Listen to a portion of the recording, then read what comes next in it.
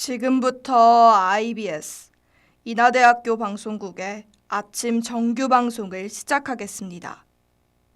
인하대학교 방송국은 본 대학의 이념과 전통을 수호하며 방송을 통해 인하인의 올바른 여론을 대변하고 대학 문화의 창달자로서의 임무를 다하고 있습니다. 아침 신문 브리핑입니다.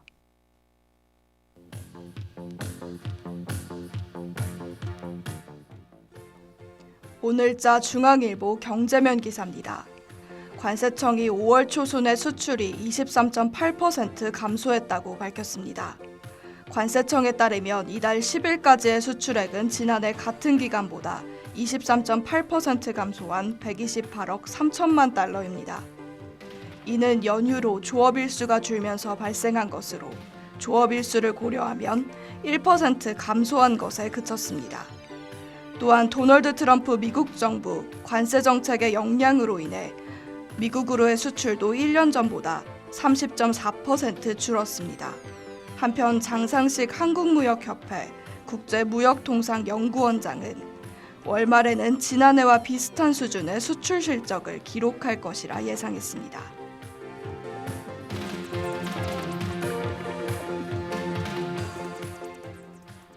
오늘자 연합뉴스 사회면 기사입니다. 계엄 당시 국회에 출동한 육군 수도방위 사령관의 부관이 윤석열 전 대통령 재판에 나와 증언했습니다. 오상배 전 수방사령관 부관은 22일 열린 내란 우두머리 혐의 사건의 세 번째 공판에 증인으로 참석했습니다. 오 부관은 윤 전 대통령이 이진우 전 수방사령관에게 결의안이 통과되더라도 두세 번 계엄하면 된다고 말하는 것을 들었다 밝혔습니다. 또한 윤 전 대통령이 총을 쏴서라도 문을 부수고 들어가라고 했으며 이 전 사령관이 충격으로 대답하지 않자 대답을 강요하듯 말했다고 덧붙였습니다. 한편 윤 전 대통령 측은 오 전 부관이 사령관의 통화를 1m가량 옆에서 들었다는 점을 거론하며 신빙성의 의문을 제기했습니다.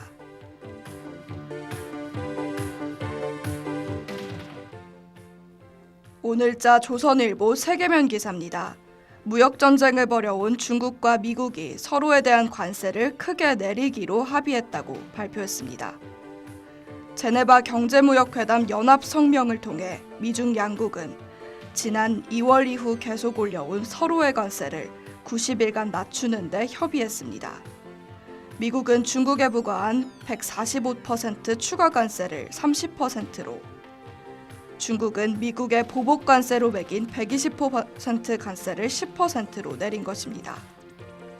이에 대해 글로벌 시장에서 세계 양대 강국의 무역 전쟁으로 인한 경기 침체 공포가 완화되는 반응을 보이고 있습니다.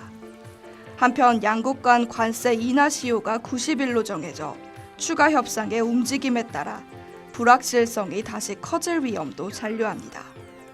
지금까지 아침신문 브리핑의 박시연이었습니다.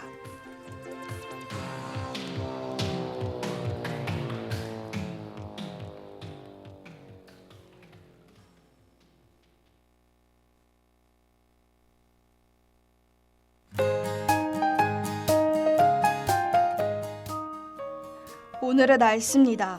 인천 날씨는 최고 기온이 23도, 최저 기온이 13도로 10도 정도의 일교차가 있겠습니다. 어느덧 낮에는 여름 날씨인데요. 자외선 차단제 잘 바르고 외출하셔야겠습니다. 이상으로 오늘의 날씨였습니다.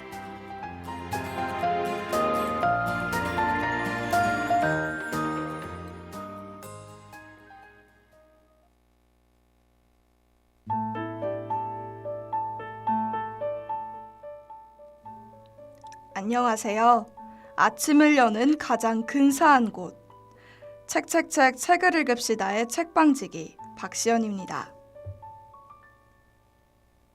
교보생명의 창업주 대산 신용호 선생은 교보생명 지하에 교보문고를 만들며 사람은 책을 만들고 책은 사람을 만든다는 근사한 말을 남겼습니다.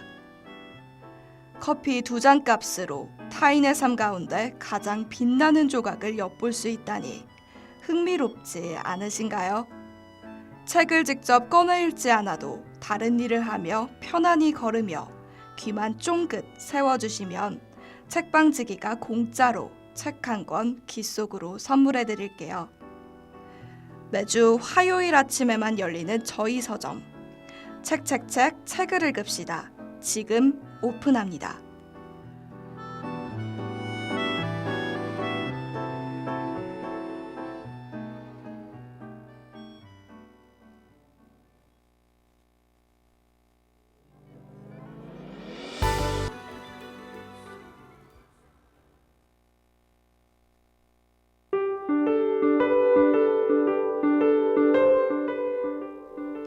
잔나비의 초록을 거머쥔 우리는 들었습니다.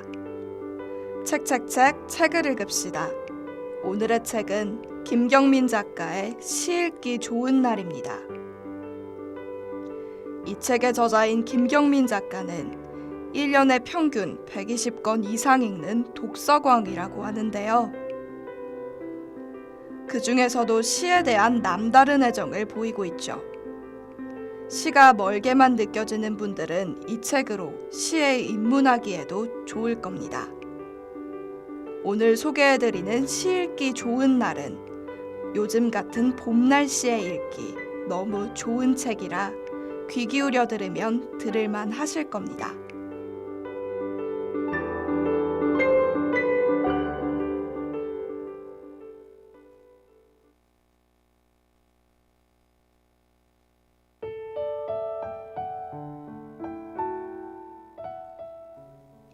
오늘은 시에 대한 책인 만큼 직접 낭송을 해보려고 해요.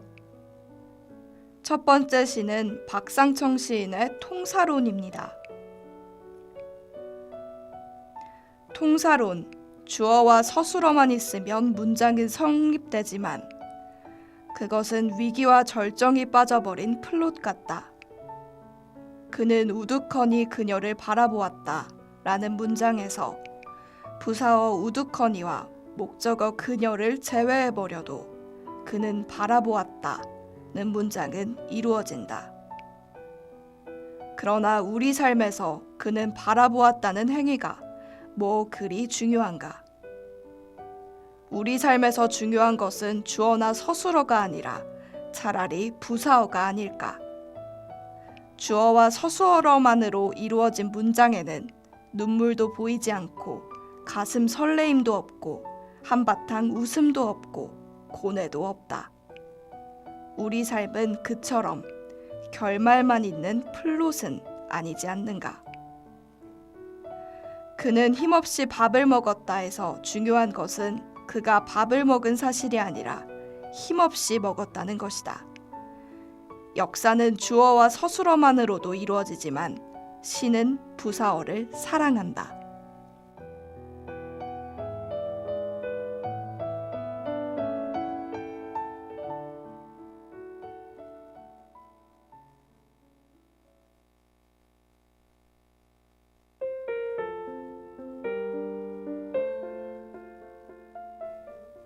어떠셨나요?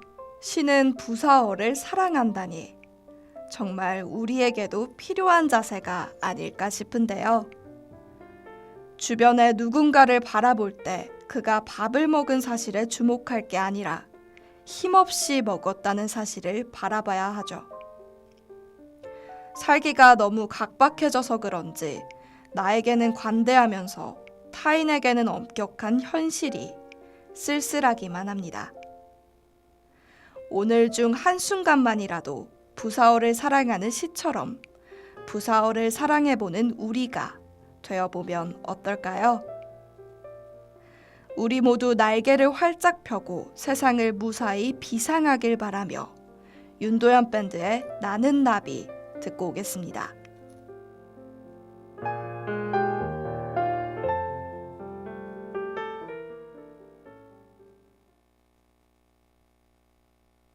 내 모습이 보이지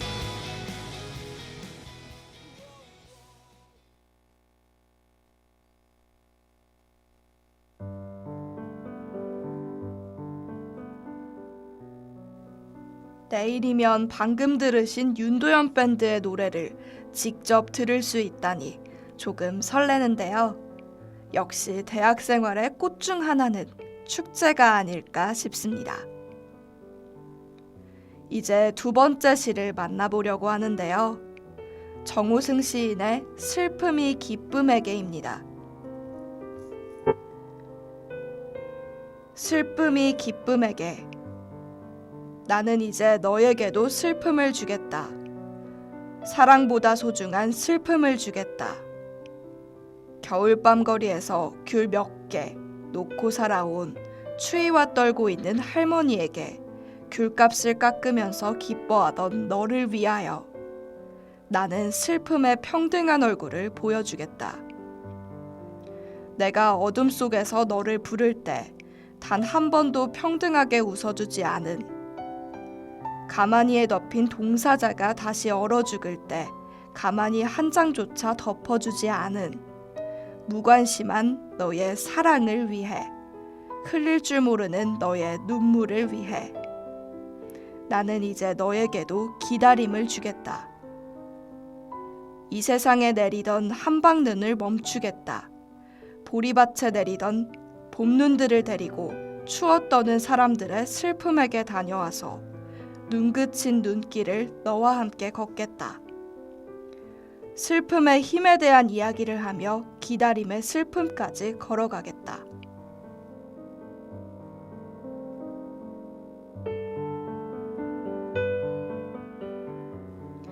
이 시는 워낙 유명한 시지만 영화평론가 이동진이 인사이드 아웃이라는 영화에 대한 한 줄 평으로 이 시 속 나는 이제 너에게도 슬픔을 주겠다.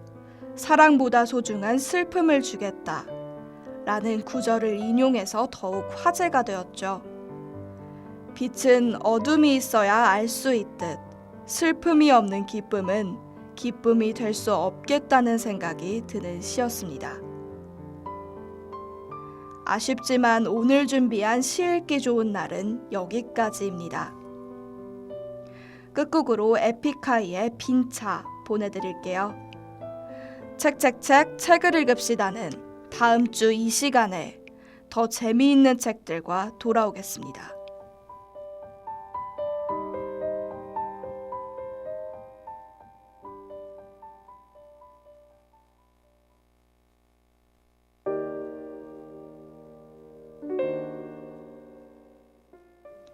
지금까지 프로듀서 홍순호, 취재기자 김다영, 엔지니어 최병학, 저는 책방지기 박시연이었습니다.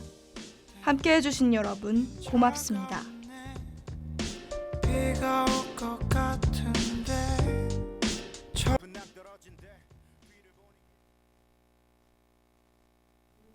지금까지 여러분께서는 IBS 인하대학교 방송국의 아침 정규 방송을 들으셨습니다. 다음 정규 방송 시간까지 안녕히 계십시오. 여기는 참된 방송 인하대학교 방송국입니다. IBS